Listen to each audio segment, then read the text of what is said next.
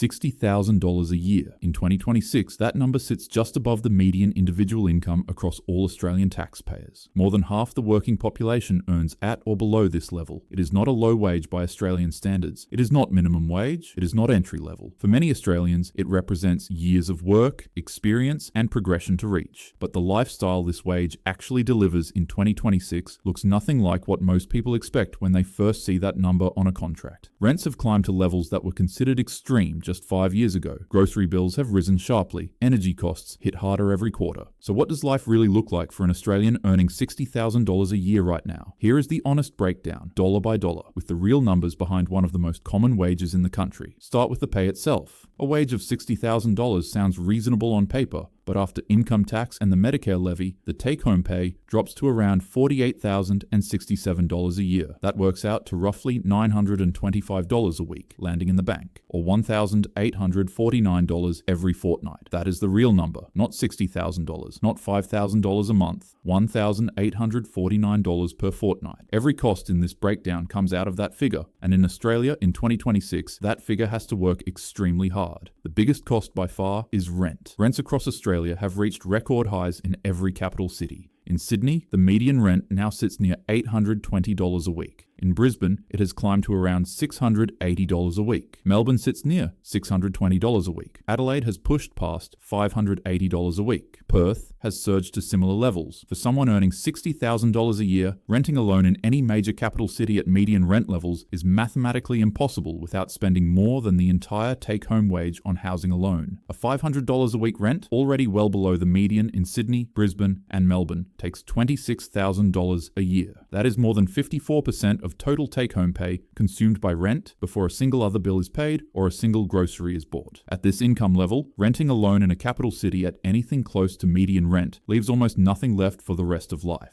This is why sharing accommodation is not a lifestyle choice for most people on $60,000 in a capital city. It is a financial necessity, splitting a 2-bedroom apartment and paying $300 to $350 a week. Each brings the annual housing cost down to between $15,600 and $18,200. That is still a significant portion of take-home pay, but it creates enough room for the rest of life to function. For this breakdown, a shared accommodation cost of $320 a week will be used as the working figure. That is $16,640 a year on rent. From a take-home wage of $48,067, that leaves $31,427 remaining after housing. After rent comes power, gas, water, and internet. Even in a shared household where these costs are split, the individual contribution to utilities runs between $50 and $70 a week. Internet, phone plan, and any streaming subscriptions add another $30 to $40 a week on top. Together, the weekly cost of keeping a home running and staying connected lands at around $80 to $100 a week for an individual in a share house. Over a full year, that adds up to around $4,500. Then there is food. Grocery costs in Australia have become one of the most widely discussed financial pressures across the country. A single person being careful with their grocery shopping can keep the weekly bill to around $140 to $160. Add in one meal out, a coffee or two during the week, and the occasional takeaway, and the real weekly food and drink spend pushes past $180 to $200. Over a full year, that lands at around $9,880. Now the numbers start to tell the real story. Shared rent at $16,640. Utilities and connectivity at $4,500. Food at $9,880. Together, those three basic needs consume $31,020. From a take-home wage of $48,067, that leaves just $17,047 remaining. Spread across 52 weeks, that is around $328 a week, left to cover everything else. That $328 a week has to cover a very long list. Transport is one of the biggest. Anyone running a car on $60,000 faces a heavy load. Fuel, registration, insurance, and basic servicing on a modest vehicle easily adds up to $120 to $150 a week. That single cost alone consumes between 37% and 46% of the remaining weekly budget. Public transport in a major city costs around $45 to $55 a week for a daily commuter. For someone on $60,000, avoiding a car payment and using public transport where possible is one of the highest impact financial decisions available. Basic private health insurance adds $30 to $50 a week, depending on the level of cover. Clothing, shoes, and personal care items add another $20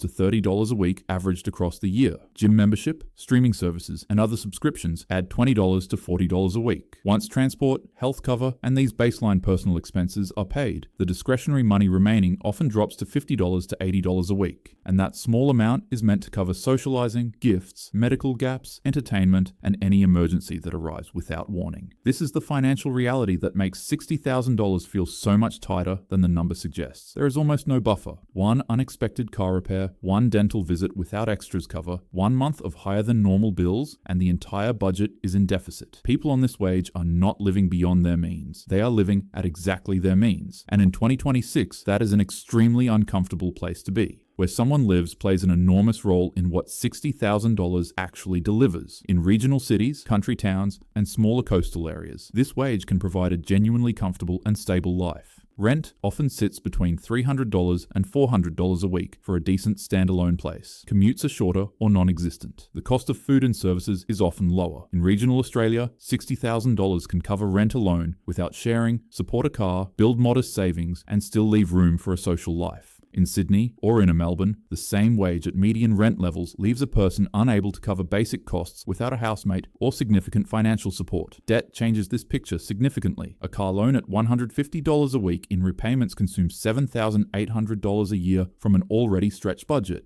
A credit card carrying a $4,000 balance at a 20% interest rate adds $800 a year in interest alone before any principal is paid down. Buy now, pay later balances spread across multiple platforms can quietly absorb $50 to $80 a week without ever feeling like a single significant expense. For someone earning $60,000, consumer debt is not a minor inconvenience. It is the difference between having a small buffer and having none at all. Clearing debt on this wage is one of the most powerful financial moves available because every dollar freed from repayment immediately strengthens an extremely thin margin. Superannuation is another part of the picture that is easy to overlook when the weekly budget feels this tight. At the current super guarantee rate of 11.5%, an employer is contributing $6,900 a year into super on top of the $60,000 wage. That money is accumulating in the background, regardless of whether the employee pays attention to it. But the quality of that super fund matters enormously at this income level. High fees on a small balance do disproportionate damage over time. Choosing a low-fee fund, checking the investment option, and combining any old accounts from previous employers is a free action that can add meaningful dollars to the retirement balance over a full working life. There are clear patterns among Australians who manage to build financial stability on $60,000. The first pattern is controlling housing cost above everything else. Those who keep rent below $300 a week, whether through share housing, living regionally, or staying in a lower-cost suburb, have significantly more room to function than those paying $450 or $500 a week. On $60,000, the housing decision is the single most consequential financial choice available. Getting it right creates breathing room. Getting it wrong creates a trap that is very difficult to escape on this income. The second pattern is eliminating consumer debt as the first financial priority. On $60,000, there is not enough surplus to both service debt and build savings simultaneously. Every dollar going toward car loan repayments, credit card interest, or buy now, pay later plans is a dollar that cannot go toward building any kind of financial buffer.